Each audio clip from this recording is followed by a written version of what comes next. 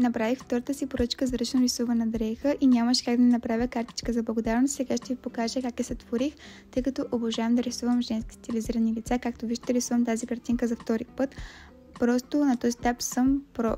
И обикновено, когато рисувам, използвам прави линии, тъй като смятам, че е по-добре така, тъй като те по-добре описват формата и показват сигурност в това, което рисуваш.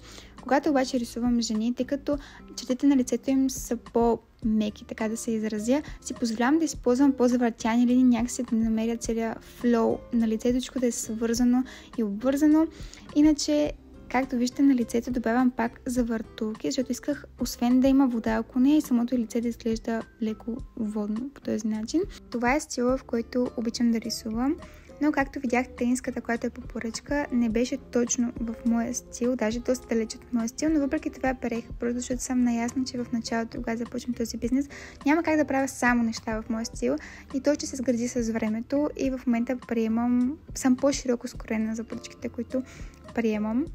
И да се върнем на рисунката. Искате ли да направя по-подробен туториал как рисувам лица? Тук добавям тънкописец, който е най-страшното нещо на света, но пък много съживява и прибавя контраст на самата рисунка. Добавих и бяла геохимикалка, която е от слънчоглед. Надявам се някой ден да ме спонсорират в очичките, на устните и във водата, което смятам, че доста е съживи. Приемам поръчки за ръчно рисувани дрехи на лично съобщение в Instagram, като мога да ви покажа идеи от скисника ми, които бих искала да направя. Може и вие да си харесате нещо и да ми изпратите да го обсъдим.